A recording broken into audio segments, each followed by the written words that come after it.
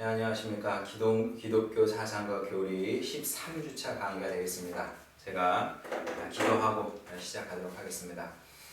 사랑하는 아버지 하나님, 우리 학생들 비대면으로 또 다시 만나게 하시니 감사드립니다. 주님께서 우리에게 지혜를 허락하여 주시사 하나님의 깊은 곳을 통달할 수 있는 그런 지식까지 이르게 되기를 원합니다. 그런 복된 시간 되게 하시고 또 학생들에게 열정을 허락하여 주시사 주님을 알고 싶어하고 또 주님 사역을 더 잘 감당하고자 하는 열의를 더하여 주시옵소서. 그렇게 주님께서 이 시대에 귀하게 쓰임받는 주님의 일꾼들로 우리 학생들 모두 자라고 성장케 하여 주시옵소서. 모든 것 주님께 맡기며 사랑 많으신 우리 구주 예수님의 이름으로 기도드렸습니다. 아멘. 이제 오늘 13주차 강의가 되겠고요. 그리고 14주차 강의하고 14주차까지 강의하고 그리고 이제 말씀드린 것처럼 15주차에는 학기말고사 기간이기 때문에 여러분에게 소논문을 준비할 수 있는 시간을 드리겠습니다. 그래서 15주차에는 강의가 없습니다. 그 얘기는 이제 오늘하고 다음 주 두 번 강의하면서 끝난다는 건데 저는 뭐 느낌이 시작하고 바로 그치는 그런 느낌입니다. 좀 어쩔 수 없고요. 그래서 뭐 대충이라도 그냥 쭉 훑고 넘어갈까라고도 생각을 했는데 그게 사실 아무 의미가 없죠. 그래서 어쨌든 되는 데까지 강의를 하게 될 텐데 뭐 기독론까지 갈 수 있을까 생각을 했습니다만은 기독론까지 못 가고요. 인간론도 뭐 중간에 마쳐야 될 것 같고 그다음 또 못한 얘기는 모르겠습니다. 뭐 기회가 되면 또 여러분과 나눌 수 있게 되겠지만 뭐 그건 뭐 제가 약속드릴 수 있는 것이 아니기 때문에 하여간 하는 데까지 해보겠다. 그리고 소논문 준비를 여러분이 하시게 될 텐데 해야 될 텐데 이제 제출은 12월 13일까지 제 메일로 보내주시면 되겠습니다. 그러니까 그 학기가 끝나고 나서 한 주 시간을 더 드리는 건데 그러려면 이제 지금부터 뭘 써야 될지 계획을 해야 되겠죠. 그래서 한 5페이지 정도, 물론 뭐 더 써도 제가 막지는 않겠습니다. 그건 여러분이 자발적으로 해주시는데 그래도 5페이지 정도는 최소한 써야 되겠다.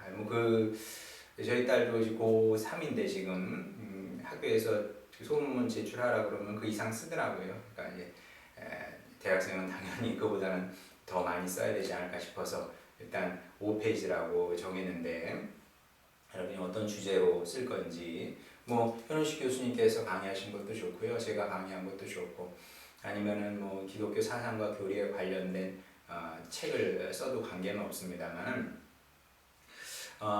근데 여러분이 제가 이제 이런 것들은 굉장히 중요한 얘기이기 때문에 수업과 직접적인 관련이 있는 내용은 아닙니다만은 그래도 여러분께 알려드리는 게 좋을 것 같아요.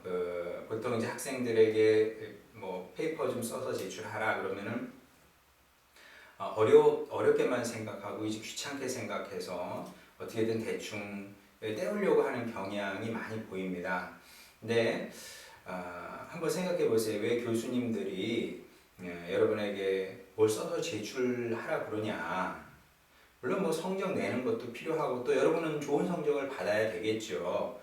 그렇습니다만은 그것보다도 쓰기 능력이 굉장히 중요하기 때문에 그렇습니다.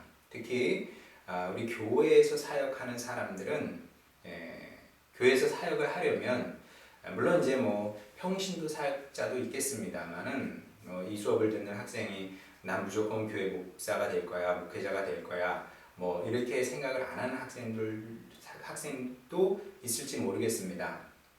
근데 적어도 저처럼 이렇게 목회를 하면서 살고 싶다 그러면 쓰기 능력은 굉장히 중요합니다.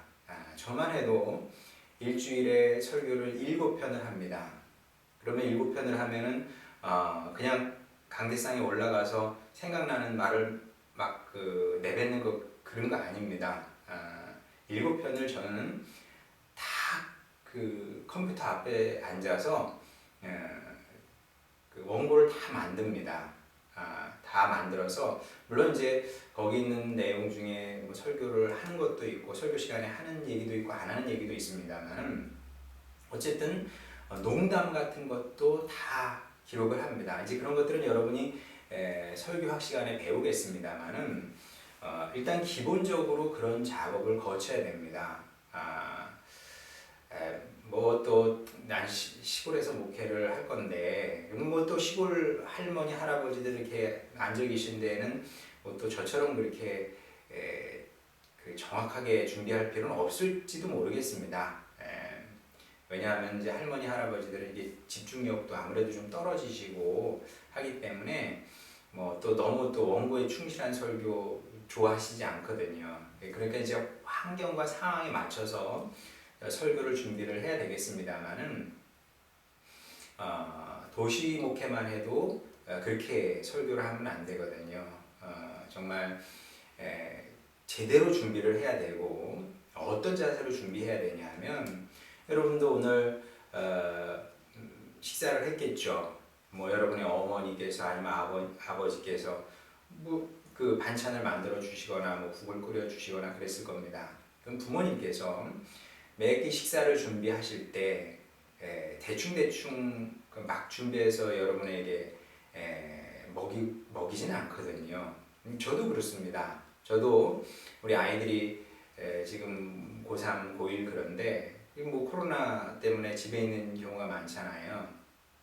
그러면은 아이들이 어떻게든 먹을만하게 먹을 수 있게끔 또 건강도 생각하고 맛도 생각해서 차려준다는 거죠. 마찬가지로 목회자들도 그런 사람이어야 되는 겁니다. 그냥 뻔한 얘기, 뻔한 말씀 그런 거 매일 이렇게 성도들에게 줘서 좋아하지도 않고요. 잘 자라지도 않겠죠. 그래서 준비해야 되는 게 굉장히 많이 있는데 그 중에 하나가 여러분 나이 때부터 쓰기 능력을 키우는 것이다. 근데 또 이렇게 얘기하면 그렇게 좀 삐딱하게 반응하는 경우도 없지 않아 있습니다. 교회 사역은 성령의 능력 받아서 하는 거지 쓰기 능력이 왜 필요합니까? 그렇죠. 저도 전적으로 공감합니다. 성령의 능력을 받지 못하면 우리는 아무것도 할 수가 없습니다. 우리의 지성이, 우리의 지적 능력이 무슨 의미가 있겠습니까? 성령의 능력을 받아야 뭐 그것도 의미가 있는 거죠. 자, 그러나 성령의 능력은 우리가 사모함으로 기도함으로 주님께서 주시는 겁니다. 그것은 주님께서 필요한 만큼 우리에게 주시는 것이고 그러면 주님께서 주실 때만 바라겠습니까? 당연히 우리는 우리 차원에서 성실함으로 우리의 것을 준비를 해야 되겠죠. 예수님의 비유에도 나옵니다. 달란트 비유도 마찬가지고요. 기름 준비한 여인들 비유도 마찬가지입니다. 기름은 주님께서 우리를 위해서 준비해 주시는 것이 아니라 우리 스스로 준비를 하는 거죠. 무엇으로요? 성실함으로. 달란트 비유도 마찬가지입니다. 2달란트, 5달란트 받은 사람들이 가서 열심히 일했거든요. 그럼요. 마찬가지로 우리도 여러분은 학생으로 또 저는 목회자로 또 이번 학기는 강사로 제가 할 수 있는 최선을 다해서 열심히 준비를 해야 되는 겁니다. 그래서 이제 준비가 되면 그 준비된 만큼 또 주님께서 쓰시는 거죠. 여러분 신약 성경을 한번 펴보시기 바랍니다. 어떤 사도의 글이 제일 많습니까? 사도 바울의 글이 제일 많습니다. 이상하지 않아요? 상식적으로 생각해 보면 예수님의 11제자의 글이 더 많아야 정상입니다만은 놀랍게도 사도 바울의 글이 압도적으로 많다는 겁니다. 도대체 왜 그러냐? 왜 그렇게 써요?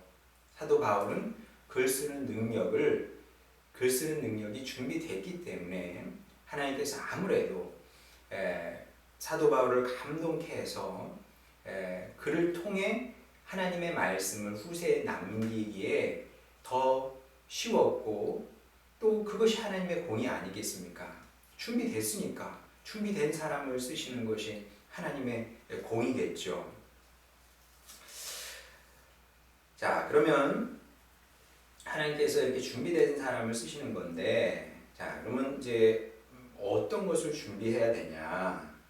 뭐 굉장히 많습니다만은, 뭐 여러분과 나눌 수 있는 것들이 굉장히 많이 있습니다만은, 다시 말씀드리지만 그 중에 하나가 쓰기 능력이다.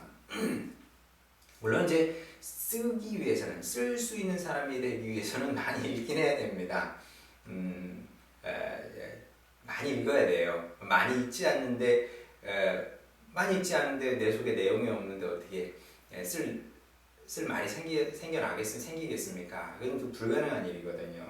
많이 읽어야 되는데 기본은 어쨌든 쓰기 능력이 중요하다. 왜냐하면 이제 또 읽기 능력도 얘기를 하면은 또 할 얘기가 더 많아서 이 강의가 또 쭉 밀려나니까 기회 되면 또 그런 얘기는 나중에 하도록 하고요.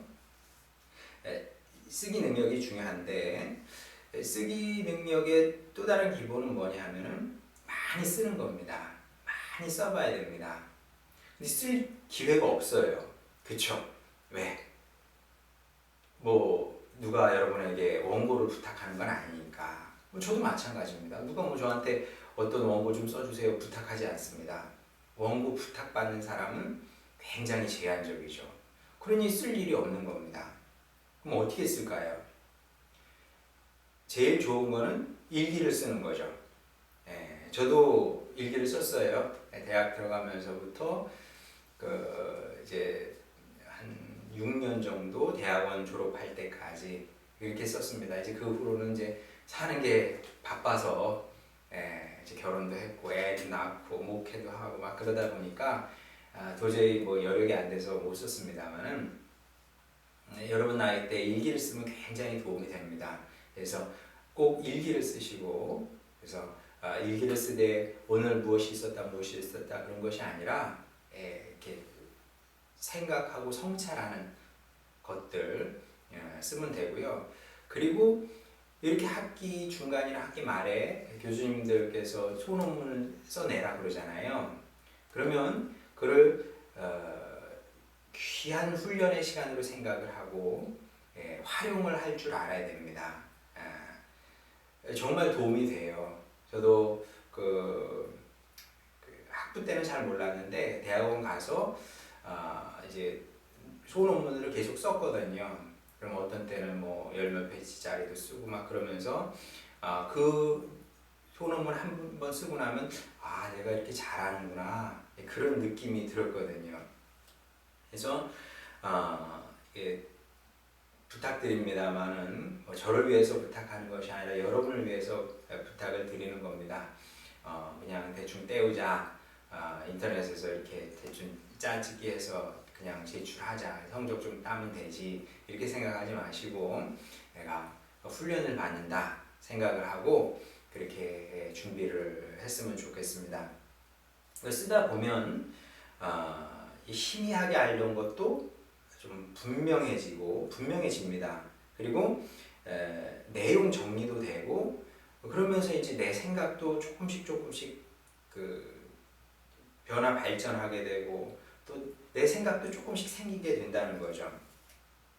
그래서 이제 그런 훈련의 기회로 생각하고 지금부터 소논문을 근데 학교도 지금 안 나오는 상태고 시간은 제가 볼 때는 뭐 특별히 아르바이트를 하지 않는 이상 있다고 생각을 하거든요. 그래서 그렇게 하고 그리고 이제 소논문을 쓸 때 이렇게 꼭 염두에 둬야 되는 몇 가지 사항이 있습니다.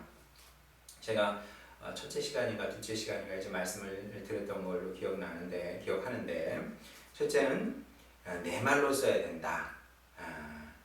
자, 어떻게 한다고요? 내 말로 쓰는 건데 쉽게 얘기하면 그렇습니다. 책을 읽습니다. 책을 읽으면 책을 펴놓고 보통 이렇게 타이핑을 막 쳐요. 책을 보면서. 이러면 안 됩니다. 책을 읽었어요.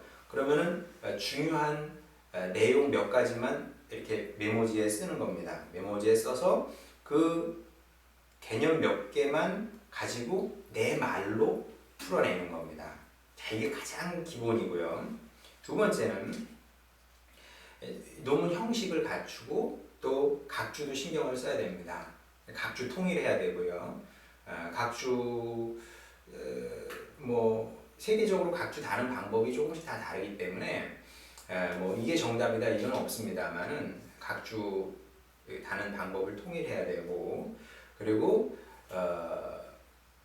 이게 무엇을 쓰고자 하는지 정확한 그 생각이 있어야 되는 겁니다. 그래서 이 글의 주제는 뭐냐? 이 글의 주제를 한 문장으로 요약할 수 있어야 됩니다. 그래서 한 문장으로 요약할 수 없으면은 그건 이제 좋은 글은 아닌 거죠. 그리고 한 가지 더 부탁드리고 싶은 거는 이 말이 되게 써야 된다. 어떤 글을 보게 되면은 이게 이 문법적으로 말이 안 되는 말이 있어요. 이게 도대체 무슨 말이지?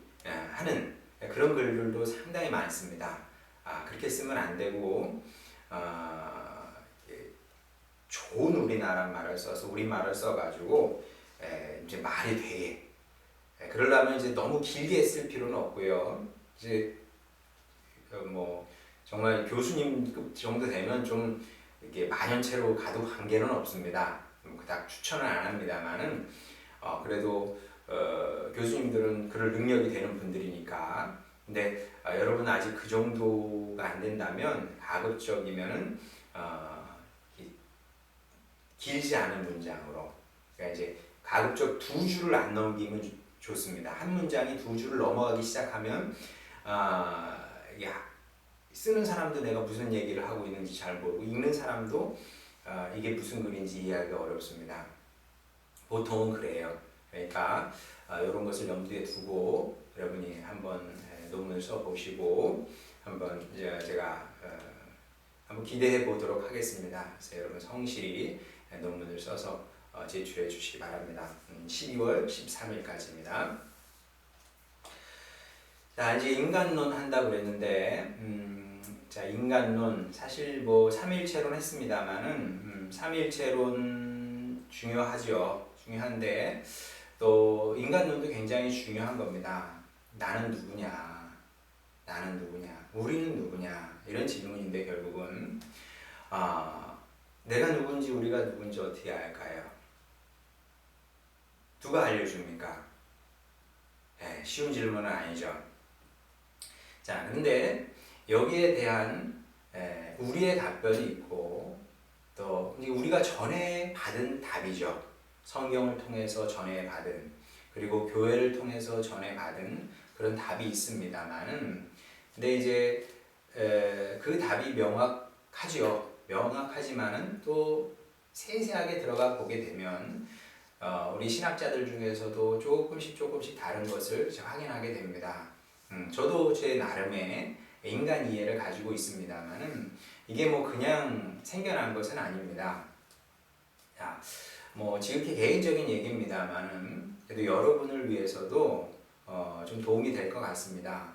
인간론에 대한 직접적인 관련은 없을지라도 어떻게 생각해 보면 제가 생각하는 인간 이해 그것을 여러분이 뭐 듣는다고 해서 뭐 당장 그렇군 인간은 저런 존재이군 그리고 내가 이제 앞으로 사람을 저렇게 봐야 되겠군 이게 바로 이렇게 되긴 쉽지 않거든요. 이게 어떻게 거기까지 그런 이해까지 가게 됐느냐 이런 것을 알면 오히려 여러분이 좀 좋을 것 같다는 생각도 듭니다. 그래서 사적인 얘기입니다만은 그리고 우리에게 주어진 시간도 얼마 안 되지만은 이 귀한 시간 조금 할애해서 제 얘기를 잠깐 나누도록 하겠습니다. 이게 어떻게 생각해 보면은 제 신학 방법론에 대한 얘기겠죠. 그리고 이 방법론을 제가 여러분에게 말씀드리는 이유는 이게 해보니까 나쁘지 않아서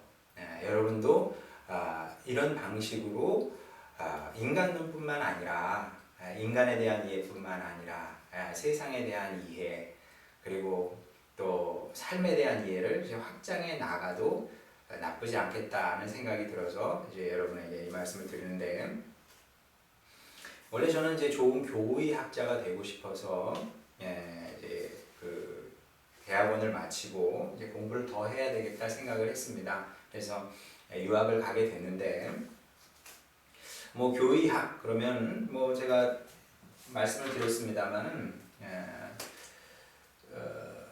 뭐 여러분은 아마 많이 들어보진 않았을 거예요, 교의학을. 왜냐하면은 대체로 교의학을 조직신학이라고 하는데, 조직신학과 교의학은 조금 느낌이 다릅니다. 어떤 면에서 다를까요? 이제 가장 큰 특징은 무엇이냐면, 조직신학은 뭐 늘 그런 건 아닙니다만은 방법론을 좀 강조한다 할까? 그렇죠. 대표적인 것이 이제 틸리히 조직신학 보게 되면 나는 상관 방법을 쓰겠다. 뭐 이거 어려운 얘기입니다. 뭐 그냥 깊이 생각 안 해도 돼요. 그냥 그런 거구나 생각하면 됩니다. 근데 교의학 같은 경우는 조직신학과 달리 딱히 방법론이라는 걸 중요시 생각하지 않습니다. 그러면 교의학이 궁극적으로 추구하는 것은 무엇이냐면, 성경과 교회를 통해서 우리에게 전해진 가르침 혹은 교리를 우리 시대의 말로 풀어내는 겁니다. 뭐 어렵지 않죠. 왜냐하면 이제 성경의 언어가 옛날 언어이기 때문에 그대로 우리가 성경을 읽어준다고 해서 사람들이 이해할 수 있는 건 아니거든요. 여러분 한번 보세요. 이사야서 읽으면 얼마나 어렵습니까? 로마서 너무나 어렵죠. 그걸 그대로 읽어주면 사람들이 이해를 못하는 거 아닙니까? 그 속에 있는 가르침을 말하자면, 쉽게 말하면 그런 겁니다. 새가 어미새가 아니면 아빠새가 그 물고기를 잡으러 갑니다.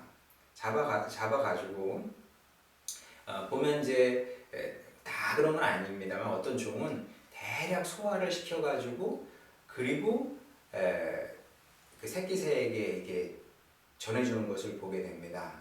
그와 비슷한 거다 생각하면 되는 거죠. 우리가 우리 속에서 잘 말하자면 발효 과정을 거친다 그럴까요? 그래서 먹기 좋게 이렇게 전해주는 거죠. 그래서 이제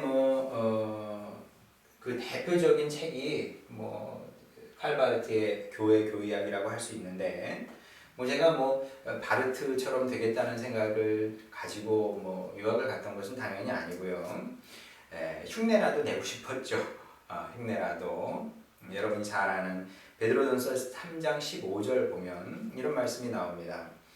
너희 속에 있는 소망에 관한 이유를 묻는 자에게는 대답할 것을 항상 준비하되.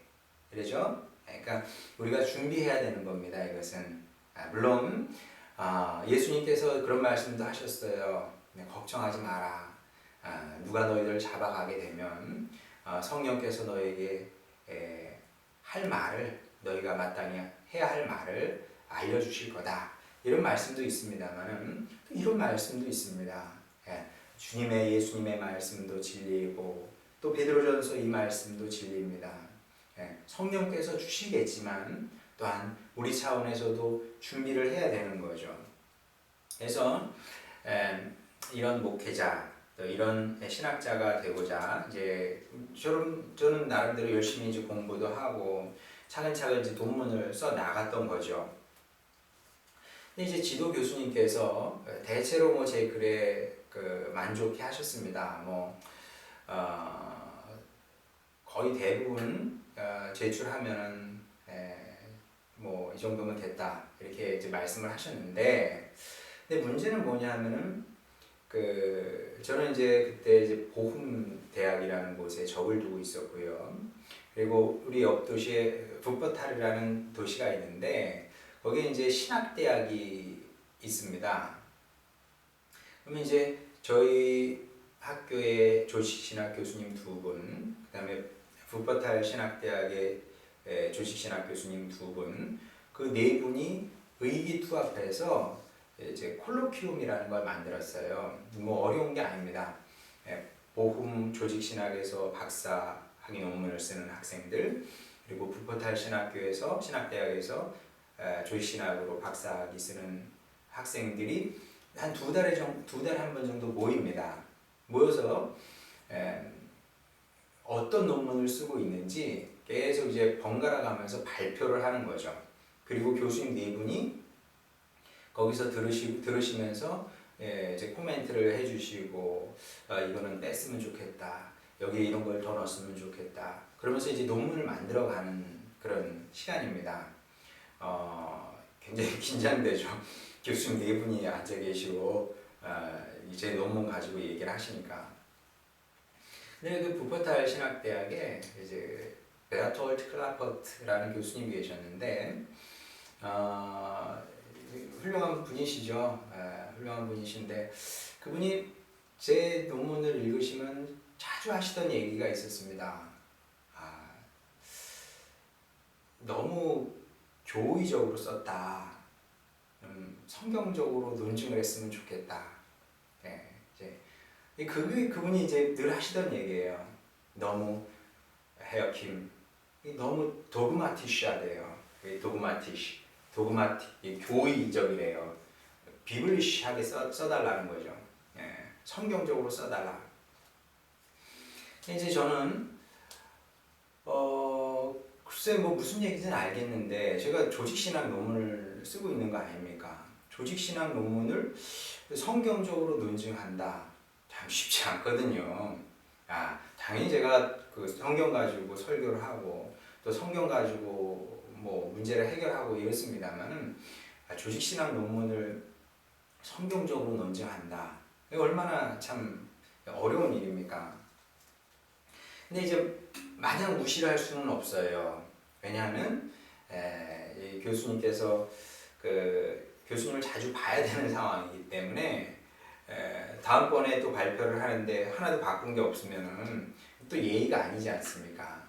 그래서 불가피하게 그때부터 제가 조직신학 전공을 하고 있음에도 불구하고 성서신학 책도 열심히 읽게 됐습니다.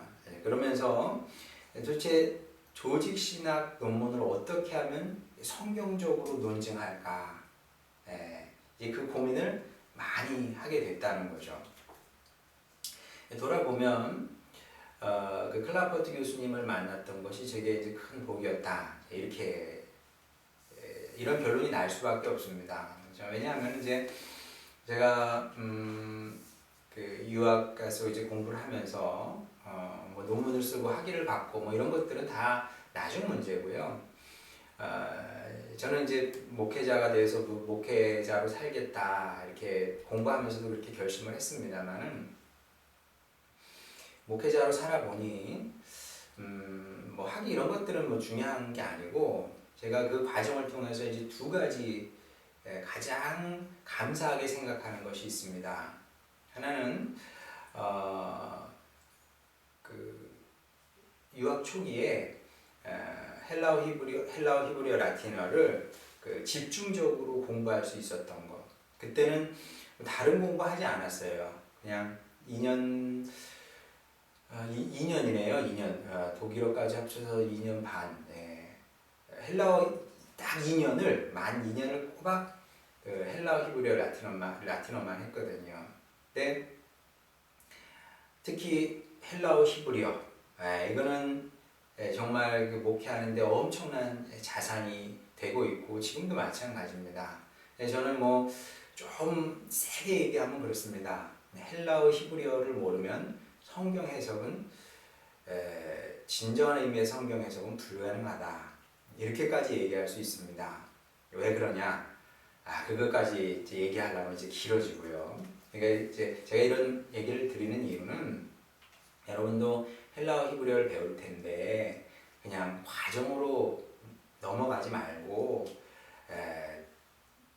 최소한 내가 읽을 수 있고 그 다음에 아주 천천히라도 사전을 찾아보면서 아 이게 이런 거구나.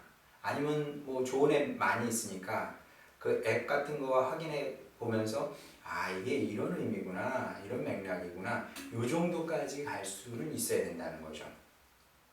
물론 이제 뭐 거기까지 가는 것도 쉬운 일은 아닙니다만 어쨌든 그게 이제 첫 번째 제가 감사하는 일이 것이고, 다른 하나는 이제 클라퍼트 교수님을 만나서 성경적으로 조직신학 논증을 하는 것, 이런 것들을 이제 배운 것입니다.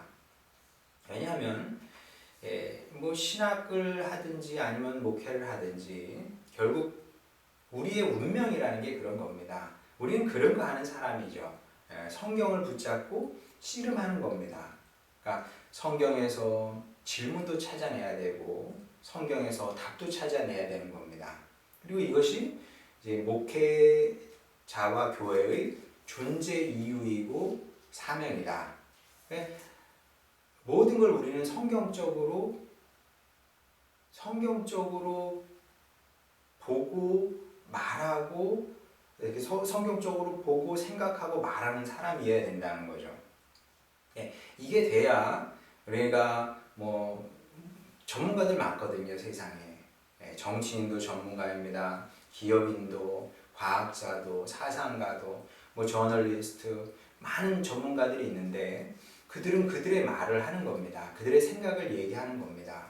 근데 우리는 우리의 말을 가진 사람이거든요. 그러니까 이제 저는 그렇게 생각을 하는 거죠. 여러분이 지금 그 신학 수업을 하고 있습니다만 이 과정을 통해서 가장 필요한 것은 무엇이냐면 단순히 책을 읽고 뭐 이것이 아니라 목적이 뚜렷해야 되는데 이 과정을 통해서 나는 성경적으로 생각하고 성경적으로 행동할 수 있는, 말할 수 있는 그런 사람이 되어야 되겠다. 그런 사람으로 준비되는 시간인 거죠. 그래서 이제 우리는 성경적인 사상가가 되어야 되는 겁니다. 물론 뭐 사상가 그러면 너무 커서 내가 무슨 사상가, 뭐 사상가가 별게 아니고요. 성경적으로 생각하는 사람이 성경적인 사상가입니다. 이제 그런 사람으로 준비돼야 되는 거다. 그래서 이제 저는 이제 지금도 성서 신학 서적을 많이 읽고 있어요. 읽으면서 어떻게 하면 이게 조직 신학과 이렇게 조화를 이루게 할 것이냐 이런 생각을 많이 하는데 또 이런 것들이 필요한 이유는 뭐 많이 그러리라고는 생각하지 않습니다만 간혹 그 성서 신학자 중에서 삼위일체론을 좋아하지 않는 분들도 있습니다. 정말 있어요.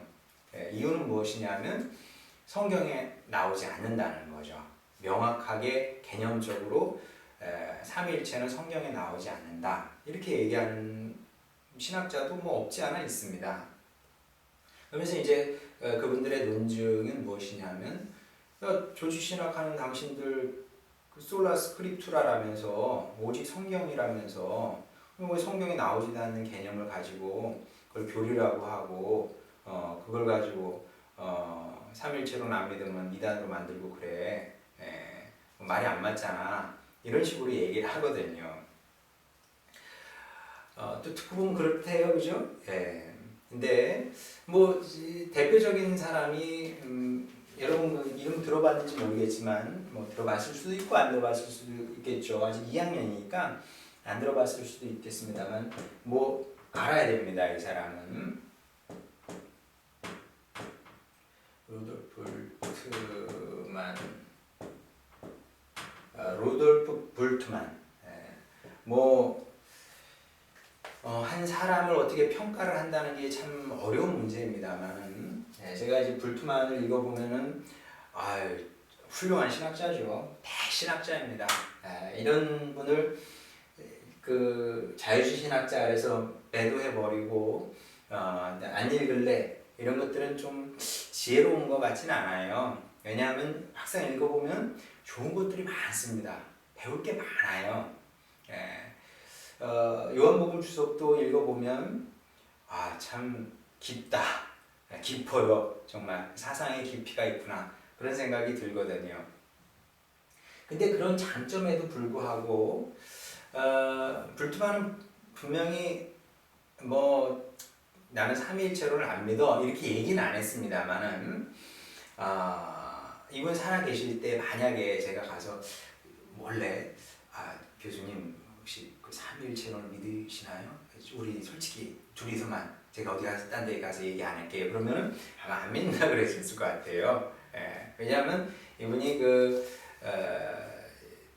뭐 논문을 하나 써냈는데 한참 활동하실 때 예수님이 정말 하나님이냐, 성경적으로 이게 맞는 얘기냐. 근데 이분의 결론이 뭐냐면 주석적으로 볼 때 긍정하기 좀 어려운 얘기다. 그렇게 결론을 내렸거든요.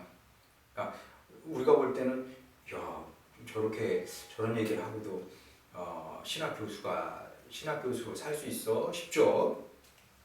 근데 의외로 이제 이런 식의 사고를 가진 성서학자들이 있다는 거죠. 야, 그러면 뭐 이렇게 얘기를 하면 뭐 이분들 얘기하는 게 늘 그렇습니다. 이제 우리처럼 삼일체론을 믿으면 너희들 솔라 스크립투라라고 그러면서 왜 그 성경에도 안 나오는 걸 가지고 그렇게 애지중지하냐 이렇게 얘기를 하겠죠. 근데 저는 이제 조직 신학하는 사람은 조금 이제 성경을 보는 폭이 좀 다릅니다. 뭐 성경에 이 개념이 나오냐 안 나오냐 그것도 중요합니다만은 그것보다 더 중요한 것은 무엇이냐면은 이제 하나님의 발자취라고 그럴까요? 하나님은 성경에만 갇혀 있는 분이 아니라 우리 교회사 2000년을 통해서 우리와 함께 걸어오신 분 아닙니까? 그러니까 성경의 진술이 가장 중요하지만 그러나 또한 교회를 통해서 계시하신 하나님의 정체성도 중요하다는 거죠. 이런 면에서 조직신학이 조금 안목이 조금 더 크다고 말할 수도 있을지 모르겠습니다. 물론 뭐 성경신학자들은 조금 더 다르게 얘기할 수 있겠습니다만은 어쨌든 조직신학은 이렇게 이제 조금 더 큰 맥락 속에서 성경을 이해하고 해석하려고 노력을 한다는 거죠. 이런 점에서 조직신학 공부도 필요하고 성서신학 공부도 필요하고 이걸 조합하려는 노력이 필요한데 그게 이제 저의 신학 방법론이다. 이 얘기를 여러분에게 하고 싶었습니다. 자, 그러면 시간이 이미 많이 갔는데 자, 뭐 어차피 인간론 다 못합니다. 자,